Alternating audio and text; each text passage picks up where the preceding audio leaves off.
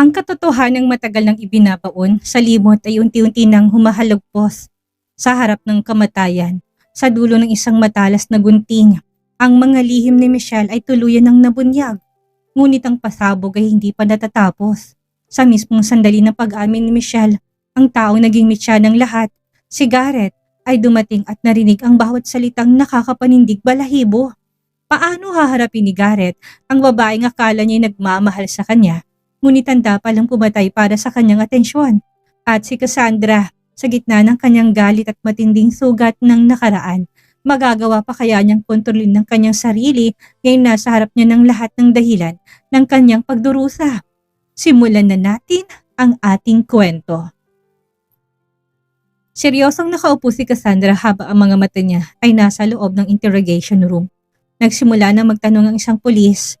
Sa lakas ng kabog ng dibdib ni Cassandra, pakiramdam niya ay lalabas na ang puso niya. Umugot siya ng malalim na buntong hininga habang nakikinig. Bakit niyo pinagtangka ang patayin si Miss Cassandra? 2 years ago, sa harap ng civil register. Seryosong tanong ng pulis. Napag-utusan lang kami, sir. Binayaran kami ng tig-1,000,000 para iligpit si Miss Cassandra. Sagot ng isang lalaki. Napapalunok si Cassandra. Hindi naman malamig sa kwarto pero tila ba nanginginig ang katawan niya sa lamig. 2 taon nang nakalipas pero ngayon lang nila malalaman kung sino ang tao na gusto siyang patayin. Maaari ko bang malaman kung anong pangalan ng taong nagutos sa inyo para patayin siya?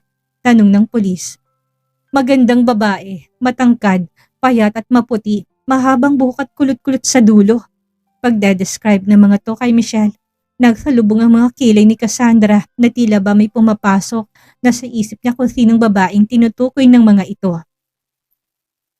May inilabas na maraming picture ang pulis sa katabi na ba sa lamesa para hanapin ng 2 lalaki kung sinong tinutukoy nila. Sa mga picture, nandun ang picture ni Diana, Rosie, Michelle, Angelica at marami pang iba. Mga babaeng nakapaligid kay Cassandra at posibleng may lihim na galit at inggit sa kanya. Napatayo si Cassandra, lumapit sa glass wall para makita niya ng malinaw kung sinong tinuro ng mga to. Nandyan bang babaeng sinasabi niyo? Ituro niyo kung nandyan. Saad ng pulis, isa-isang tinignan ng 2 lalaki ang mga picture hanggang sa kunin nila ang picture ni Michelle. Siya, yan yung babaeng nagutos sa amin para ipapatay si Miss Cassandra. Sagot ng isang lalaki. Napalunok si Cassandra at para bang biglang nakaroon ng bara sa lalamunan niya. Napahawak siya sa counter dahil biglang nanghinang mga tuhod niya. Nilapitan naman na siya ni Dalton. Are you okay? Tanong nito. Inilalayan ni Dalton na makaupo ulit si Cassandra. Sinabi ba ni Miss Michelle Marquez ang dahilan kung bakit gusto niyang ipapatay si Miss Cassandra Marquez? Patuloy ng pulis. Ang alam lang namin, gusto niyang linisin ang hadlang sa mga plano niya. Sagot ng mga to. Nang matapos ang interrogation ay pinapunta na ni Detective Aaron si Cassandra at Dalton sa loob ng office nito. Binigyan ni Detective Aaron ng tubig si Cassandra dahil kanina pa ito tulala. Ayos ka lang ba, Miss Cassandra? Tanong ni Detective. I'm fine. Nag-imbestiga pa rin ba kayo kung totoo ngang si Michelle ang mastermind nila? Tanong ni Cassandra. Tila ba ayaw pa nilang paniwalaan ng 2 suspects? Cassandra, usal ni Dalton. Dalton, ayaw ko rin masayang ang effort mo pero gusto ko makasigurado. Paano kung may taong nagutos lang sa 2 lalaki na yon para ituro na si Michelle ang nagtangkahan ng buhay ko 2 years ago? Napapatingin na lang si Detective kay Dalton habang nakatitig si Dalton kay Cassandra. Alam ni Dalton na nahihirapan lang si Cassandra na tanggapin ang totoo. Miss Cassandra, may na-recover kaming CCTV footage 2 years ago. Sabat na ni Detective Aaron. Sa kanya nang napatingin si Cassandra, salubong pa rin ang mga kilay nito. Kahit nagalit sa kanya si Michelle, matatanggap niya yon pero hindi niya na alam kung paano niya tatanggapin ang kapatid niya. Ang gusto siyang ipapatay. Binuksan ni Detective Aaron ng laptop niya, sa kanya yun hinarap kay Cassandra para malinaw na makita ni Cassandra ang footage. Nag-check-in sa isang motel si Miss Michelle para dun makausap ang 2 lalaking binayaran niya para ipapatay ka. Paliwanag pa ni Detective Aaron, nanood na rin si Dalton dahil hindi niya akalain na may mahanap pa si Detective Aaron ebidensya para patunayan na si Michelle nga ang nasa likod ng pagtatangka ng buhay ni Cassandra. Mahigpit na napapahawak si Cassandra sa pants niya, lalo nang makita niya si Michelle na pumasok sa isang room ng motel. Makalipas ang halos 1 oras, ay lumabas ulit si Michelle. 10 minuto pa ang lumipas bago sumunod na lumabas ang 2 lalaking hawak na ngayon ng mga pulis. Naikuyom ni Cassandra ang kamao niya. Paano nagawa yun ng sarili niyang kapatid? Nagawa siyang ipapatay ni Michelle para lang makuha si Garrett? O yun lang ang dahilan? Napakababaw nun. Cassandra, tawag ni Delton nang biglang lumabas si Cassandra. Mabilis na lumabas ang presinto si Cassandra. Sumunod naman sa kanya kaagad si Delton. Cassandra, tawag ni Delton dahil mabilis na nakalabas si Cassandra. Mabilis naman ang bawat hakbang ni Cassandra. Hindi niya alam kung saan siya pupunta pero nahihirapan siyang tanggapin at isink in sa utak niya na may kinalaman ng kapatid niya sa nangyari sa kanya. Nakarating si Cassandra sa malapit na park sa police station. Hindi na muna nilapitan ni Delton si Cassandra para mabigyan ng oras si Cassandra na makapag-isip. Tahimik lang na nakasunod si Delton kay Cassandra. Huminto na sa paglalakad si Cassandra nang makarating siya sa parke. At walang masyadong tao, malalim ang bawat paghinga niya. Pinapakalma niya sarili niya pero hindi niya napigilang mapaiyak. Masakit ng lalamunan ni Cassandra dahil pinipigilan niyang humikbi.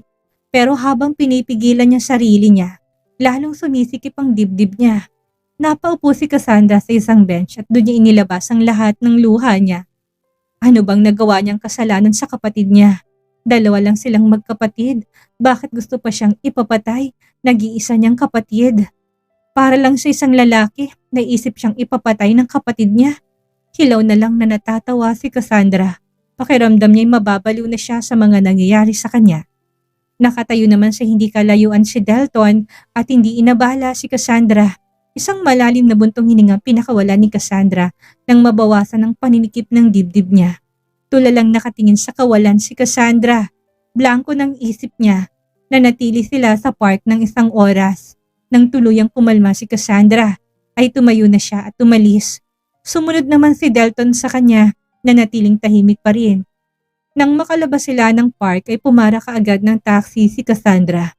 Cassandra, tawag ni Delton. Sinubukan niyang habulin si Cassandra pero dahil malayo rin ang agwat nila sa isa't isa, hindi niya na ito nahabol pa. Napapahilamos na lang si Delton sa mukha niya. Hindi niya alam kung anong pumapasok sa isip ni Cassandra ngayon. Naiwan pang sasakyan niya sa parking lot ng police station kaya hindi niya alam kung saan susundan si Cassandra. Salubong ang mga kilay ni Cassandra na tila ba mga mata ng tigre na galit na galit. Dumiretso siya sa dating bahay nila ni Garrett. Pagdating niya doon ay pumasok na siya dahil hindi nakalock ang gate nila. Pagdating niya ng pintuan ay sinubukan niya yung buksan pero nakalock. Michelle, lumabas ka dyan! Sigaw niya. Galit na galit niyang kinakatok ang pintuan. Michelle! Malakas pa niyang sigaw. Halos sirain niya ng doorknob sa kakabukas pero nakalock to. Shit, Michelle! Lumabas ka dyan! Kausapin mo ako! Nanggagalayiting sigaw ni Cassandra. Sabihin mo sa akin kung anong nagawa kong kasalanan sa'yo para gawin mo sa akin ang lahat ng ito. Michelle! Gumuguhit na sa leeg ni Cassandra ang mga latid niya. Galit niyang sinipang pintuan pero wala pa ring sumasagot sa kanya. Dinukot niyang cellphone sa bulsa niya sa kanya tinawagan ng kanyang ina. Hello Cassandra, nandyan ba si Michelle? Diretsong tanong ni Cassandra. Wala siyang panahon para magpaligoy-ligoy pa. Nandito nga siya. Huwag niyong paalisin ang babae niyan. Huwag niyo sasabihin sa kanya na papunta ako dyan. Gawin niyong lahat, Mom. Huwag niyo lang paalisin ang anak ninyong yan. May di inasad ni Cassandra. Saka na to binaba ang tawag. Napalunok naman at kinakabahan si Nori. Ramdam niyang galit ng panganay niyang anak. Tinignan ni Nori si Michelle na kumakain ng merienda sa sala. Mahigpit na hinawakan ni Nori ang cellphone niya. Ano na namang ginawa ng bunso niyang anak para magalit ng ganito si Cassandra?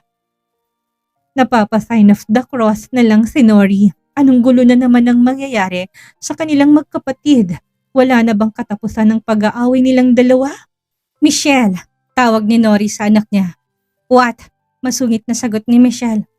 Umamin ka nga sa akin, may ginawa ka na naman ba? Tanong ni Nori. Napakunot naman ng noo si Michelle. Mom, halos hindi na ako makalabas ng bahay dahil sirang-sira ng pangalan ko. Paano pa ako makakagawa ng kasalanan? Araw-araw na lang akong nakakulong sa bahay namin ni Garrett. Nagpunta lang ako dito ngayon dahil naboboring na rin ako at wala man lang ako makausap sa bahay. Sagot ni Michelle. Kilala ni Nori si Cassandra. Hindi to magagalit ng sobra kung walang ginawa si Michelle. Napapahilot na lang siya sa sentido niya at napapabuntong hininga. Hindi na mapakali si Nori dahil anumang oras ay darating na si Cassandra. Pabalik-balik siyang naglalakad sa tabi ng pintuan. Hinihintay si Cassandra. Sa galit ni Cassandra ngayon, para bang handa siyang pumatay ng tao. Napapatingin na lang si Michelle sa kanyang ina.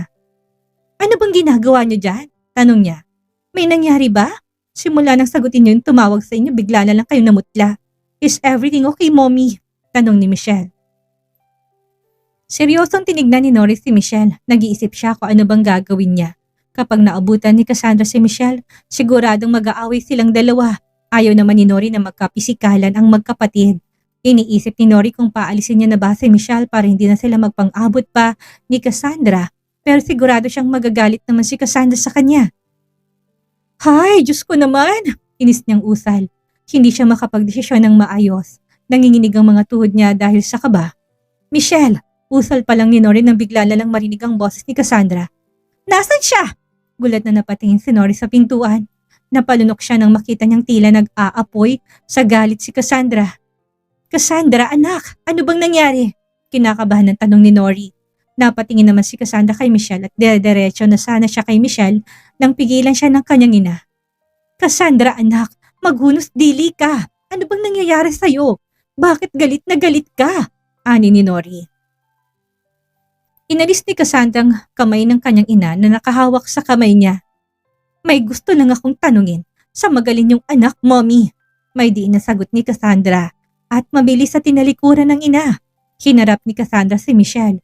Gulat pa si Michelle dahil sa biglaang pagpasok ni Cassandra. Ano bang kailangan mo? Matapang na tanong ni Michelle saka siya tumayo para harapin din si Cassandra. Isang malakas na sampal ang ibinigay ni Cassandra sa kapatid niya. Napaawang ang mga labi ni Michelle dahil sa gulat. Ano ba problema mo? Galit na sigaw ni Michelle. Hindi pa man nakaka-recover si Michelle sa isang sampal ni Cassandra ay muling lumipad sa pisngi niya ang mga kamay ni Cassandra. Mommy! Sigaw ni Michelle na parang isang bata.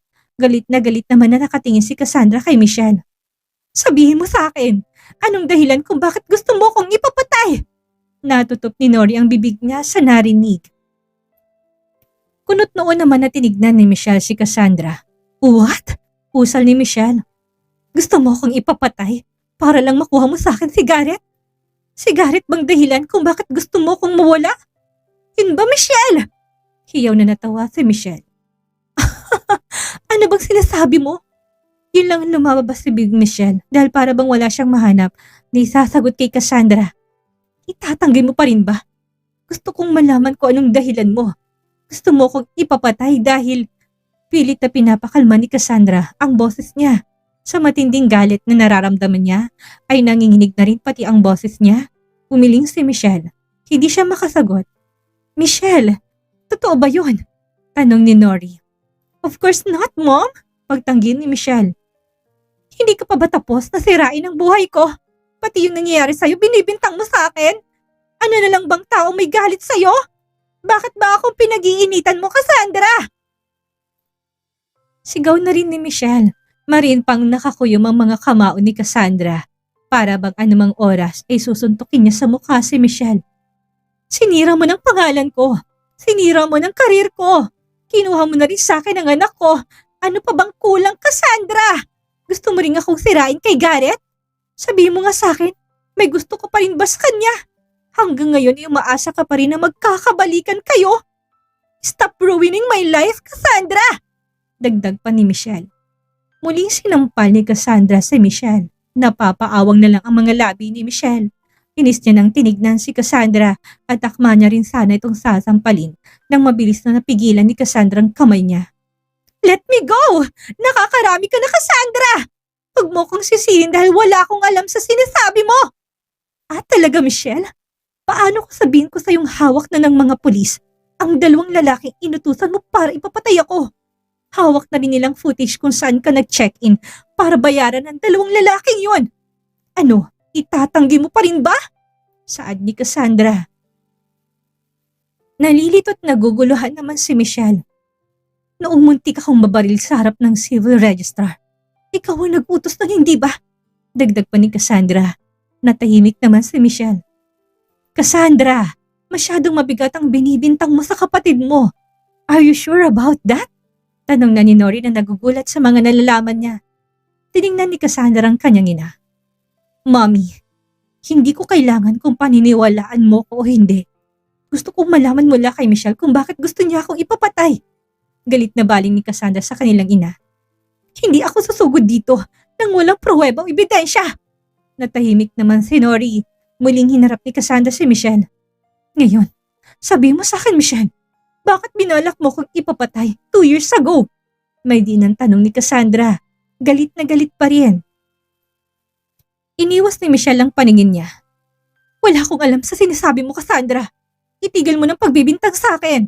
Akma na sanang aalis si Michelle nang hawakan ni Cassandra to sa braso. Cassandra, ano ba? Angil ni Michelle dahil masakit ang pagkakahawak ni Cassandra sa braso niya. Sa sobrang higpit ay bumabaon na ang mga kuko ni Cassandra sa braso ni Michelle. Sagutin mo ko Michelle kung ayaw mong mga pulis pang magpaamin sa'yo.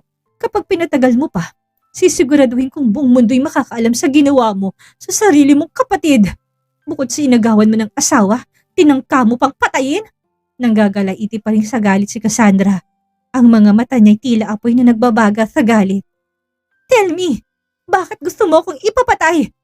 Mahina ngunit may bigat sa bawat salita na sinasambit ni Cassandra. Natutup ni Nori ang bibig niya.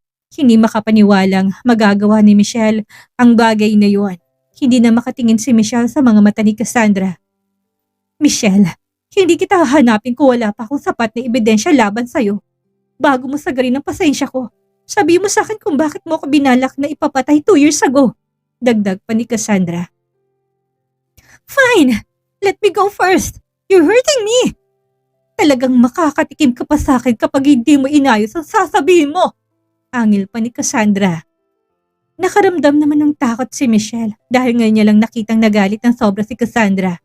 Binitawan na ni Cassandra si Michelle. Napaatas naman ng konti si Michelle dahil natatakot siyang baka masampal na naman siya ni Cassandra. Michelle, sabi mo sa akin ang totoo. May katotohanan bang sinasambit ng ate mo?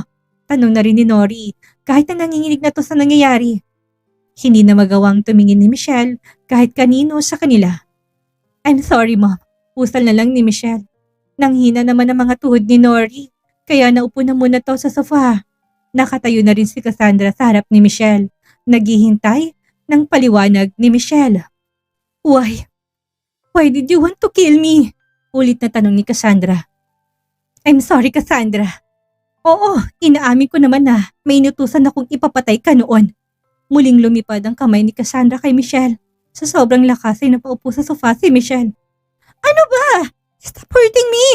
Gusto mong magpaliwanag ako sa'yo pero wala kang ginawa kung hindi saktan ako! Sigaw ni Michelle habang hawak-hawak ang pisngi niyang namumula na dahil sa 3 sampal ni Cassandra. Tripling sakit na nararamdaman ko ngayon, Michelle. Hindi mo alam yung sakit na nararamdaman ko sa mga nalaman ko ngayong araw. Usal ni Cassandra. Ngayon, sabi mo sa akin, anong dahilan mo? Naiyak na tanong ni Cassandra. Huwag mo akong saktan kung gusto mong magpaliwanag ako. Anas naman ni Michelle. Hindi umimik si Cassandra. Napapahugot na lang ng malalim na buntong hininga si Michelle. Hindi niya alam kung sasabihin niya ba kay Cassandra ang totoo. Natatakot siya na baka masaktan na naman siya ni Cassandra kapag nagsalita siya. Tinignan niyang kanyang ina na na-stress na sa kanilang dalawa. Wala akong sasabihin sa'yo. Mom! Natatakot na wika ni Michelle nang biglang hugutin ni Cassandra ang malaking gunting na nasa gilid ng TV. Cassandra, anak! Nag-aalala na rin sigaw ni Nori. Natatakot na baka blanko ng isip ni Cassandra at baka kung ano pang magawa nito kay Michelle. Mommy! Hinging tulong ni Michelle. Napapaiyak na lang siya sa takot. Nakaupo pa rin si Michelle sa sofa. Dikit na ang likod nito sa sandalan dahil nasa ibabaw niya sa Cassandra. Nakatutok sa leg ni Michelle ang hawak ni Cassandra ang gunting. Magsasalita ka na ba? Ububutasan ko na lang ang maganda mong leeg. Pagbabanta ni Cassandra. Naiiyak na lang si Michelle sa sobrang takot kay Cassandra. Mommy! Hinging tulong niya sa kanilang ina. Sagot Michelle! Sigaw ni Cassandra. Napapalunok si Michelle at tila batang tumango. Sasagot na, Cassandra! Bitawan mo ng hawak mo dahil magawa mo pa kung anong iniisip mo! Pakiusap ni Michelle. Lalo namang dinikit ni Cassandra ang dulo ng gunting sa loob ni Michelle. Natatakot na si Michelle na gumalaw dahil baka bumaon na sa leeg niya ang gunting. Napapalunok na lang siya. Magsalita ka na bago ko pa itarak sa leeg mong gunting na hawak ko. May di nasaad ni Cassandra. Dahan-dahan naman na tumango si Michelle. Inaamin ko naman na nagkamali ako, Cassandra. Sorry na kung nagawa kong ipapatay ka. Hindi naman nangyari, hindi ba? Buhay ka pa rin naman at hindi ka wang tinamaan. Nagngit-ngit ang mga ngipin ni Cassandra. Nang dahil ba kay Garrett? Gusto mong ipapatay ako para makuha mo si Garrett? Tanong ni Cassandra. Oo, ginawa ko yon para hindi ka na maging hadlang sa amin ni Garrett. Nung nalaman kong buntis ka rin sa anak ni Garrett, natakot ako na baka gamitin mo yung pinagbubuntis mo para hindi ka hiwalayan ni Garrett. Ayaw mong ipalaglag ang bata, kaya ako na lang yung gumawa ng paraan para wala nang maging hadlang sa amin ni Garrett. Mali ako doon, pero pakiusap, huwag mo naman ako patayin. Pag-amin na ni Michelle. Nanginginig na rin siya at para bang maiihina sa sobrang takot kay Cassandra. Yun lang ang dahilan mo. Nang dahil lang sa lalaki, gusto mong mamatay ang nag-iisang kapatid mo. Nangingit ang mga ngipin ni Cassandra. Dahan-dahan naman na tumango si Michelle. Wala na siyang choice kundi ang umamin. Natatakot siyang baka ibaon nga ni Cassandra sa leeg niya ang gunting. Nawala naman ng malay si Nori dahil sa stress na nararamdaman niya at dahil sa gulat sa mga nalaman niya. I'm sorry, Cassandra, usal ni Michelle. Sabihin mo sa akin, nung nalaglag ako sa hagdan, pinili mo ba akong iwan para mamatay kami ng anak ko? Tanong pa ni Cassandra. Napapayuko na lang si Michelle. Ramdam niyang lamig ng dulo ng gunting na nakatutok sa leg niya. Oo, Cassandra. Pag-amin ni Michelle. Dalawa lang tayong magkapatid, Michelle. Bakit ikaw pang gustong magpapatay sa akin sa lahat ng tao? Naguguluhan pa ring tanong ni Cassandra. Nasasaktan din siya sa mga nangyayari. Ano? Rinig nila sa isang boses. Dumating naman si Garrett na narinig ang huling sinambit ni Cassandra. Ang pagdating ni Garrett sa gitna ng matinding komprontasyon ay tila isang bombang sumabog sa loob ng bahay. Ang bawat salitang binitawan ni Michelle, ang pag-amin sa kanyang kasamaan, ang pagtatangka sa buhay ni Cassandra at ang pagpili niyang hayaan itong mamatay sa hagdan ay mga katotohanang hindi na mababawi.